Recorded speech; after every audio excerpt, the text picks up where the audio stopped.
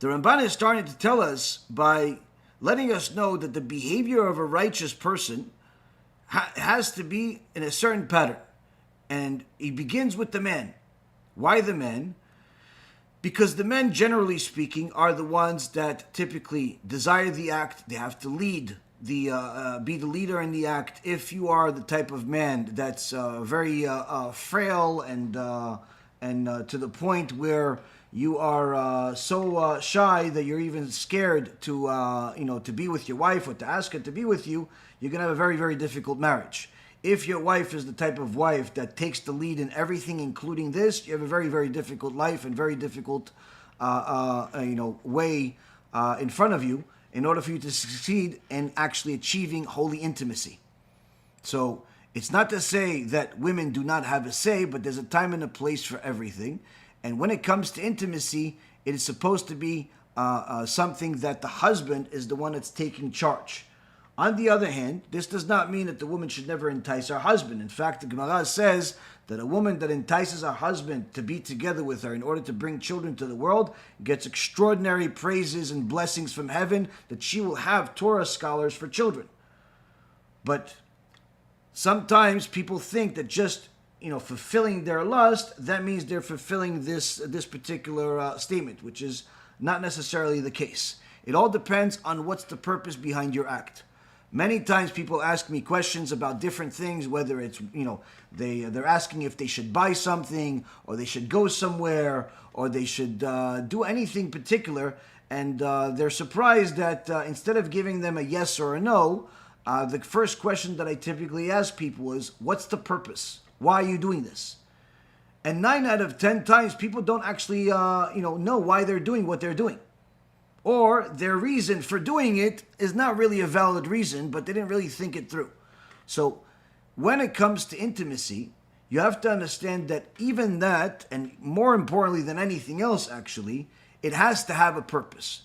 The purpose does not necessarily need to always be to bring children to the world, because certainly intimacy is a multiple mitzvot are fulfilled. First and foremost, of course, there's the mitzvah that HaKadosh Baruch Hu told Adam HaRishon, which is to bring children to the world.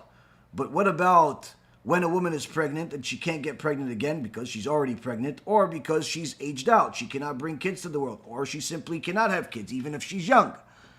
There's still a mitzvah called ona'ah, the actual mitzvah of being intimate and actually bringing satisfaction to the wife.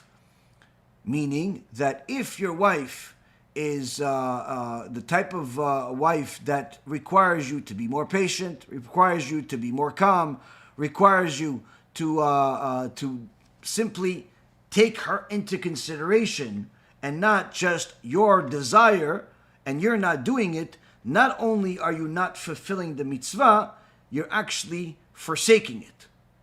So when a person focuses only on their desires, certainly they're not fulfilling any type of holiness whatsoever, and more times than not, their act is going to create all types of spiritual powers to the side of the mezikim and the shedim, the damagers and the demons.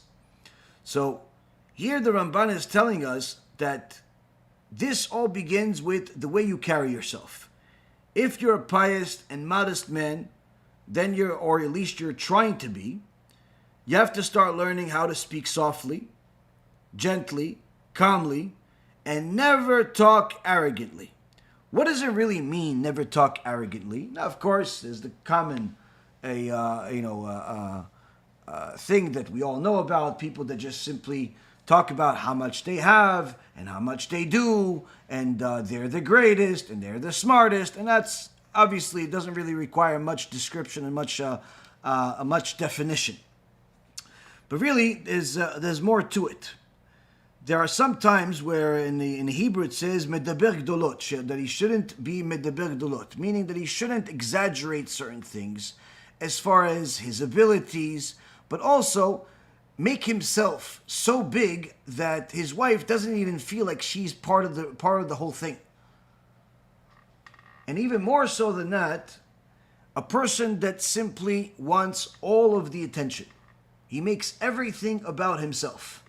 If he makes everything about himself, about his pleasure and his need and his ability and his desire and his, this is going to lead to a disastrous long-term relationship, if it even lasts long-term, because when it comes to fulfilling the mitzvah of ona'ah, the primary focus, according to the Torah, is supposed to be on the woman, meaning making sure that she is actually having a pleasant time, not necessarily the man.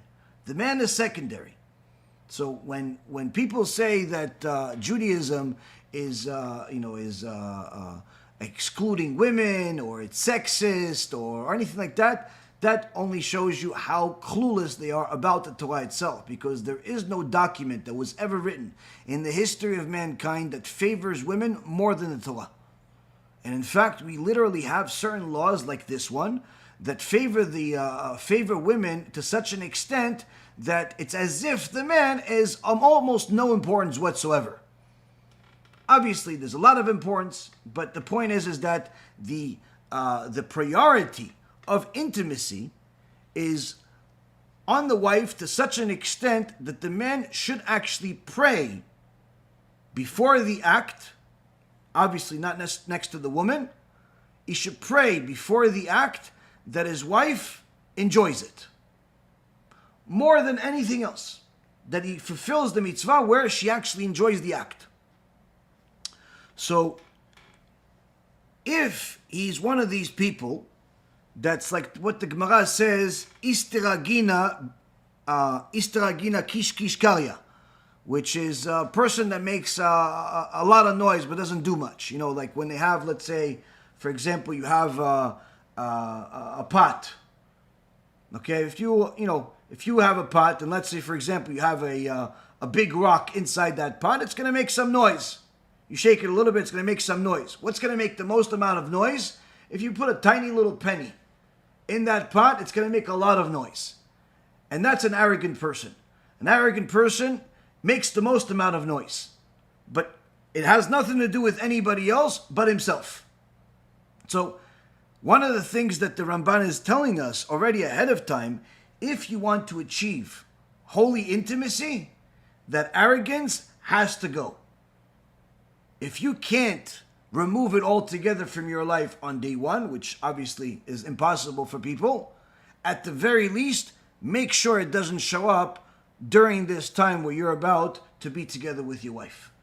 Arrogance has to go as far as possible, because if you're arrogant, you're not going to have any type of consideration about the enjoyment of the act for your wife, because you're simply going to be too focused on your own desires.